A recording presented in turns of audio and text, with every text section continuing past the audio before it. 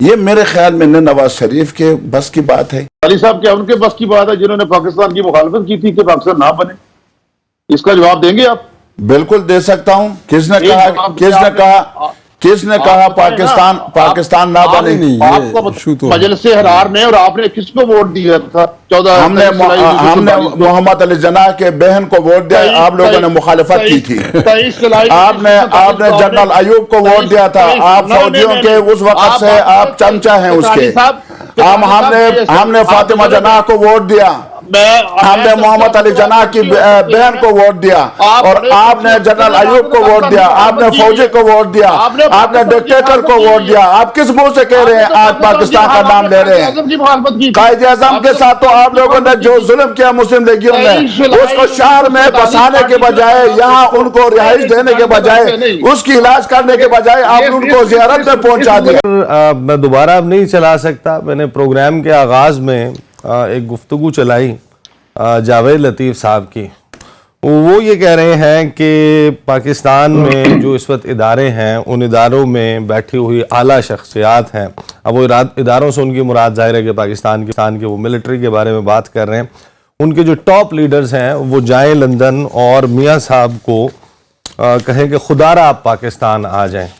تو یہ ظاہر ہے کہ میاں صاحب کی واپسی کے حوالے سے بہت سارے سوالات ہیں. کب آئیں گے؟ وہ لیڈ کریں گے کیمپین؟ نہیں کریں گے؟ کیا کریں گے؟ لیکن اس میں وہ آئیں گے، آ کے اپنے معاملات عدالتوں سے کلیئر کروائیں گے، یا یہ مسلم لیگ نواز اب آفیشلی پروپیگیٹ کر رہی ہے اس بات کو کہ نہیں، it should be the other way around, عدالتوں میں نہیں بلکہ ڈائریکٹ ان سے معافی مانگی جائے اور ریڈ کارپٹ بچھایا جائے اور میاں صاحب پاکستان آ جائیں؟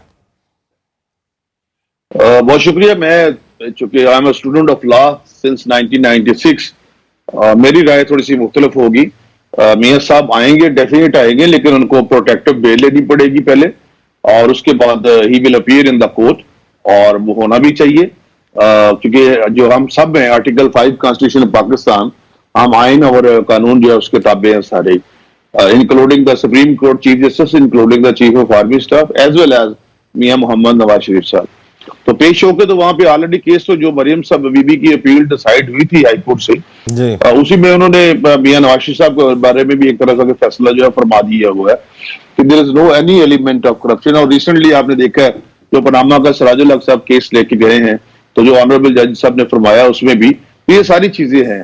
کیونکہ اب تو سب کو پتہ چل گیا کہ کس طرح واٹس ایپ سے یہ سارا کچھ بنا، واٹ ایور، اور کیا مقصد تھا. ایک پروجیکٹ عمران خان تھا وہ جو شروع کیا گیا، اور جاوید لطیف صاحب میرے بڑے بھائی ہیں، لیکن جن کا وہ ذکر کر رہے ہیں وہ سارے ریٹائر ہو چکے ہیں.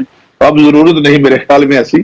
ان کو آنا چاہیے. میاں صاحب آئیں گے ڈیفینیٹ. میں بھی ریسنٹ ان سے ملا تھا لنڈن، اور وہ لیڈ بھی کریں گے، کمپین بھی کریں گے، اور ان 60 دنوں میں 70 دنوں میں ڈیفینیٹ میاں صاحب واپس آ جائیں گے. اچھا، ایک چیز میں آپ سے باقی لوگوں کو ڈیبیٹ میں شامل کرنے سے پہلے پوچھنا چاہتا ہوں کہ over the last 6 months especially Maryam Nawaz صاحبہ کے پاکستان آنے کے بعد سے جو آپ لوگ جلسے کر رہے ہیں، جو تقاریر کر رہے ہیں، اس میں ایک بات بار بار کی جا رہی ہے اور بڑی شد و مد کے ساتھ کی جا رہی ہے کہ جب میاں صاحب آئیں گے تب حالات بہتر ہوں گے. کوئی 1.25 سال ہو گیا آپ کی حکومت چل رہی ہے، اور تمام یعنی کہ اپوزیشن تو ایک ہی پارٹی رہ گئی تھی نا، اور اب وہ بھی نہیں رہی، یعنی ٹیکنیکلی سپیکنگ تو سب کے سب حکومت میں تھے. اب یہ انتظار کیوں کرنا ہے کہ میاں صاحب آئیں گے تو حالات بہتر ہوں گے؟ اس سے پہلے کیوں نہیں کر سکتے آپ لوگ حالات ٹھیک؟ جی بالکل، میں بالکل اس پہ دوبارہ آؤں گا. پارٹیز کوئی بھی ہے، نہ صرف پاکستان میں بلکہ آپ پورے ورلڈ میں دیکھ لیں، مطلب بش سینئر کو دیکھ لیں، بش جونیئر کو دیکھ لیں، آپ اپنا یو کے میں دیکھ لیں، اور اسی طرح پاکستان میں بھی ذوالفقار علی بھٹو کا نام آج بھی شہید کا چل رہا ہے. اسی طرح عمران خان صاحب جو تھے، اب تو چلو جو بھی ہوا، لیکن انہی کے نام سے پارٹی تھی، اور اب وہ بالکل تتر بتر ہو گیا سارا کام. ایک ہی مسٹیک جو ہے اس نے وہ کہتے ہیں وقت کرتا ہے پرورش برسوں، حادثہ ایک دم نہیں ہوتا، تو وہ کام ختم ہو گیا. اور دوسرا، تیسرے نمبر پہ میاں نواز شریف ایک نام ہے جو مطلب ایک دفعہ 3 دفعہ پرائم منسٹر رہے ہیں، اور میں تو بہت قریب سے جانتا ہوں. میں 2002 سے اسمبلی میں 2008 سے آ رہا ہوں، منسٹر بھی رہا ہوں، اور ملتے بھی ہیں. تو ان کو لوگ پیار کرتے ہیں بہت زیادہ، پولیٹیکلی بھی ویسے بھی، اور ان کا بھی جو کنسرن ہے وہ عوام کے ساتھ ہے. لیکن جس طرح سے ان کو 3 دفعہ نکالا گیا، وہ ساری بات میاں جاوید لطیف بھائی ہے، ان کا اپنا اظہار ہے کہ رنج بھی ہے، غصہ بھی ہمیں بھی ہے. لیکن چونکہ میں ایک آپ کے سامنے بات کر رہا ہوں تو مجھے وہ بات کرنا چاہیے جو as a student of law میں بات کرنا چاہوں تاکہ جو بیلنسڈ بات ہو. تو اس لیے اس حوالے سے ہم کہہ رہے ہیں جو آپ 1.5 سال کی مہینے کی کہہ رہے ہیں میں بربلا کہوں گا کہ ابھی تک ہم وہ ریلیف نہیں دے سکے قوم کو جو دینا چاہیے تھا. لیکن چونکہ یہ 42 ماہ کا جو گند ہے جو 2017 میں جو روٹی تھی وہ 2 روپے کی تھی, اسی طرح چینی جو تھی 55 روپے تھی, گھی جو تھا وہ اپنا 35 روپے تھا, یہ وہ ساری چیزیں جو 42 ماہ ہے. خان صاحب نے وہ 10 ملین درخت 1 کروڑ نوکریاں 50 لاکھ گھر یہ وہ سارا BRT بنائی وہ بھی ساری کی ساری فراڈ بنا دی ٹوٹل کی ٹوٹل. جو بلین ٹری منصوبہ تھا وہ بھی سارا فراڈ بنا دیا. تو کوئی ایک ایسا کام ہی نہیں ہے, بس صرف ایک کام کیا کہ میں نے لیس کر دیا قوم کو, نوجوانوں کو خاص طور سر. سیاسی طور پہ ظاہر ہے کہ ان کا سملر موقف آپ کے بارے میں, آپ کا ان کے بارے میں, اصل میں میرا خیال ہے کہ جو لائیولی ہوڈ ہے نا, جو سب سے زیادہ ایک عام بندے کی لائیولی ہوڈ ہے نا, وہ بہت میٹر کرتی ہے. آج کل بجٹ چلانے میں بڑی ٹینشن ہے لوگوں کو. جی بالکل, لوگوں کا روح اور جسم کا رشتہ برقرار رکھنا مشکل ہے. میں ایڈمٹ کرتا ہوں اس چیز کو. میں شاید میرا فیبرک تھوڑا سا فرق ہے, جو سچی بات ہوگی میں اس کو تسلیم کروں گا. لیکن میں جو دوسری بات کہہ رہا ہوں کہ یہ جو ذوالفقار علی بھٹو خود شہید ہو گیا, لوگوں نے اپنے آپ کو جلا لیا, کوئی عمارت نہیں جلائی فوج کی. محترمہ بینظیر بھٹو شہید ہوئی, کوئی عمارت نہیں جلائی گئی فوج کی. فوج ہمارا ایک ایسا ادارہ ہے جس سے ہمارے دوسرے لوگ بھی ڈرتے ہیں.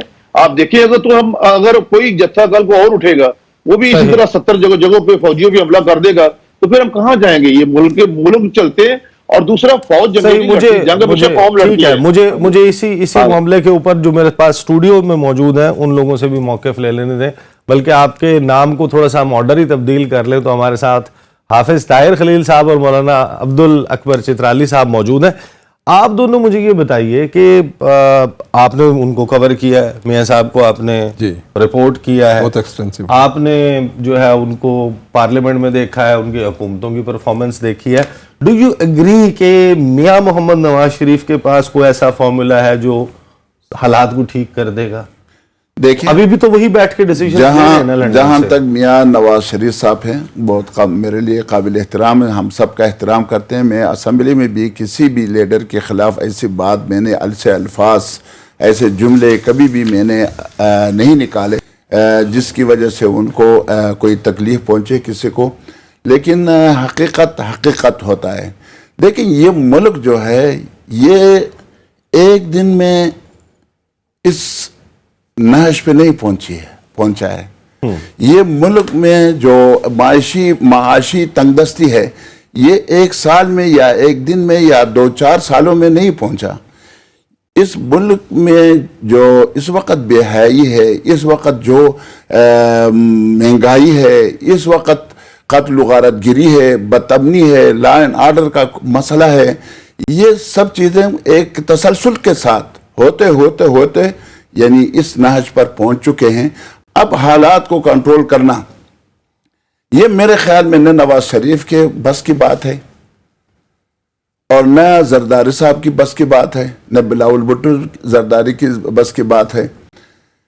اس کے لیے حالات اگر یہ حالات کو صحیح سمت میں لانا چاہتے ہیں تو اس کے لیے بہترین تجویز یہ ہے کہ سیاسی ڈائلاگ ہو, سیاسی عدم استحکام جو اس وقت ہے, آنارگی ہے, سیاست کو سیاسی اختلاف کو ذاتی اختلاف تک لے جایا گیا ہے.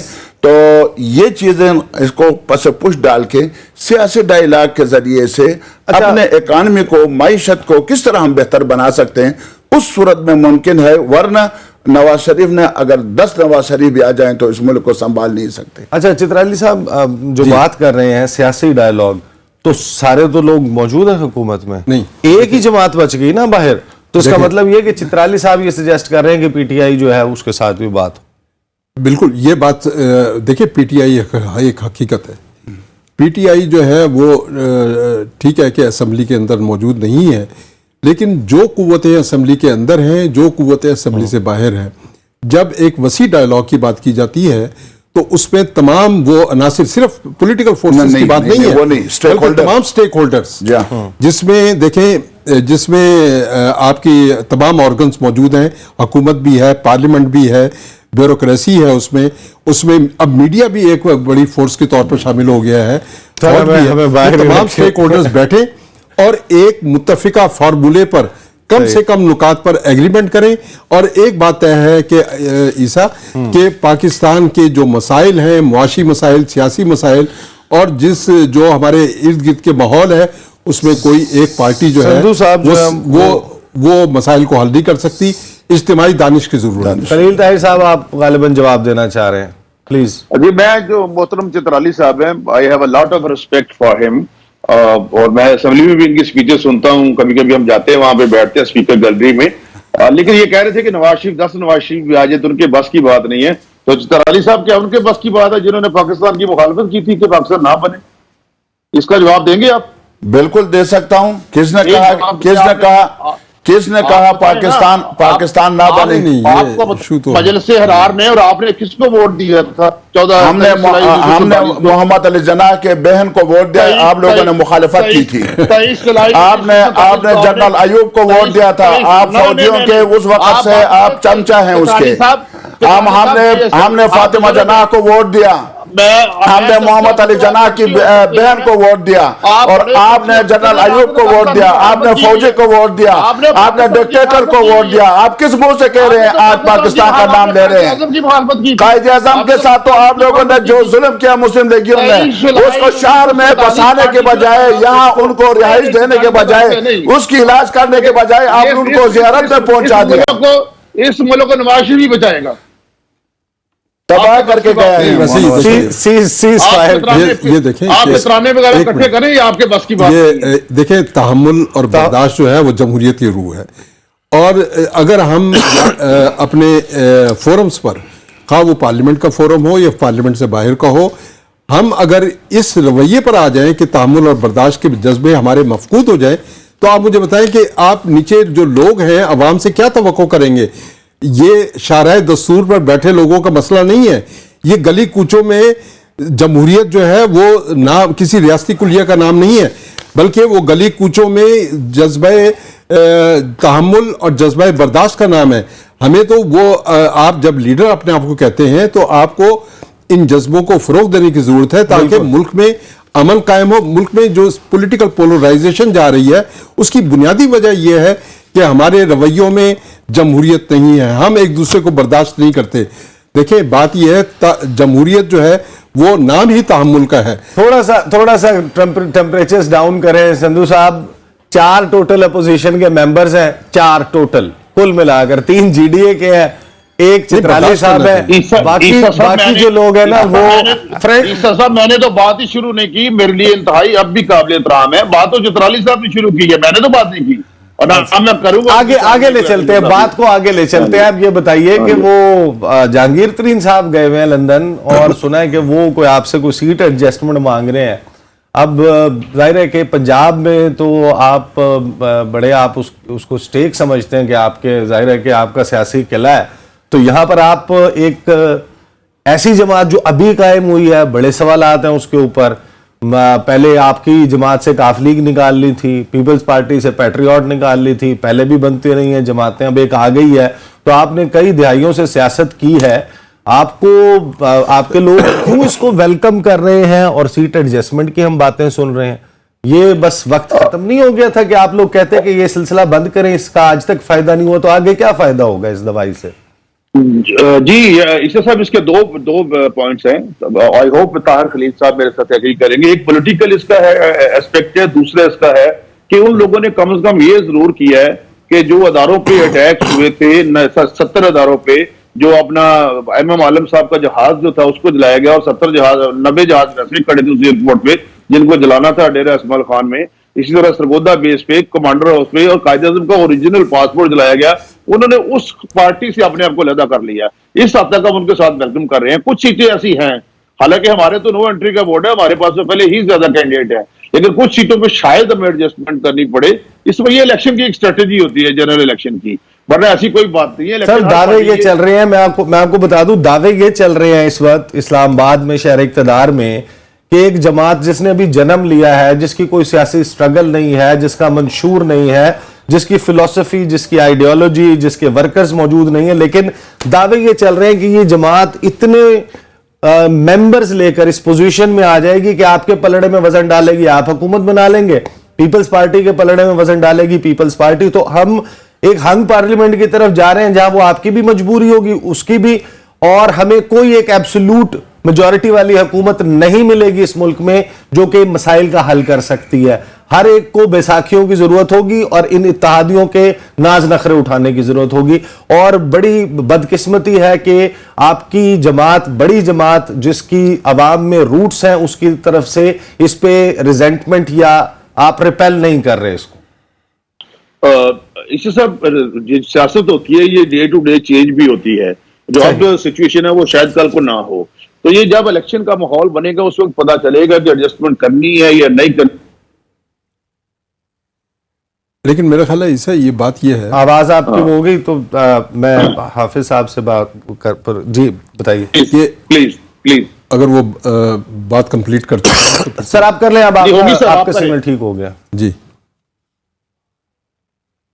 اچھا نہیں, وہ آپ کے وہ کہہ رہے ہیں حافظ طاہر خلیل صاحب. اچھا بات یہ ہے, دیکھیں پاکستان استحکام پارٹی جو ہے 9 مئی کے واقعات کا رد عمل ہے. اس کا کوئی پہلے سے نہ منشور تھا نہ کوئی ان کے قیام کی وجوہات تھیں. یہ ایک رد عمل ہے 9 مئی کے واقعات کا. اگر اس نے پی ڈی ایم کو سپورٹ کرنا ہے تو پی ڈی ایم کی 11 جماعتیں موجود ہیں جو ایک منشور کو لے کے چل رہی ہیں, اینٹی عمران خان. تو مجھے بتائیں کہ لوگ جو ہیں ان 11 جماعتوں کو ووٹ دیں گے یا استحکام پارٹی کی طرف جائیں گے؟ اگر اس کا منشور صرف عمران خان کی مخالفت ہے, دیکھیں پارٹیاں جو ہیں منشور کی بنیاد پہ بنتی ہیں, پارٹیاں ایک نظریے کا نام ہوتی ہے, پارٹیاں جو ہیں قومی یکجہتی کی علامت ہوتی ہیں. جب تک یہ علامات موجود نہ ہو, یہ نشانات موجود نہ ہو, تو کس بات کی پارٹی چلے گی؟ اور اب جبکہ پارٹیاں منشور بنا رہی ہیں, ضرورت اس بات کی ہے کہ پارٹیوں کو اپنے منشور میں پاکستان کے جو 5 بنیادی مسائل ہیں ان کی نشاندہی کرنی چاہیے اور اس پر اتفاق رائے کرنا چاہیے. نمبر 1 قومی معیشت, نمبر 2 پاکستان کی توانائی کے مسائل ہیں, نمبر 3 پاکستان کی فوڈ سیکیورٹی کی مسئلہ ہے, پاکستان کی واٹر سیکیورٹی اور تعلیم. یہ 5 ایشوز ایسے ہیں جن پر تمام جماعتوں کو اتفاق رائے کرنا چاہیے, ایک قومی ڈائیلاگ کی طرف آنا چاہیے, منشور کا حصہ بنانا چاہیے, اور یہی وہ اتفاق رائے ہوگا جو پاکستان کو آگے لے کر چلے. صحیح. چترالی صاحب یہ بھی تو ہوتا ہے کہ ہمارے ہاں جب سیاستدان جو ہیں وہ اپنے حریف کو دیکھتے ہیں اور کہتے ہیں کہ بڑا ٹکر کا مقابلہ اور ہو سکتا ہے کہ میں اس کو شکست نہ دے سکوں, تو اس کی فیملی میں سے, اس کے اندر سے, اس کے کسی قریبی رشتہ دار کو اس کے خلاف کھڑا کر دیتے ہیں اس کا ووٹ توڑنے کے لیے. تو یہ بھی تو ہو سکتا ہے کہ یہ نواز شریف صاحب کی جو ابھی تک وائبز آ رہی ہیں کہ وہ اس کو تھوڑا سا, یعنی کہ ان کو انٹرٹین کرنے کے لیے تیار نظر آتے ہیں. تو یہ پراکسی کینڈیڈیٹ سمجھ لیں گے, ایک پراکسی سیاسی قوت سامنے آ گئی ہے استحکام پاکستان پارٹی. دیکھیں بات سنیں, ایک پارٹی میں اگر وہ لوگ شامل ہوں جو اس سے پہلے جس پارٹی میں تھے اس کو استحکام نہیں دے سکے, جس فرد کے ساتھ وہ ایک یعنی لگاؤ کے حد تک محبت کرتے تھے, دلچسپی ان کے ساتھ رکھتے تھے, ان کے لیے جان دینے کے لیے قربان تھے, سب کچھ تھے, ہاں, وہی لوگ جو ہیں وہ جا کے استحکام پاکستان میں جا کے پاکستان کو کیسے استحکام دے سکتے ہیں؟ نمبر 1. دوسری بات یہ ہے کہ میں کہتا ہوں کہ یہ پاکستان کی بدقسمتی ہے, ہمارے سیاسی پارٹیوں کی بدقسمتی ہے. اگر یہی لوگ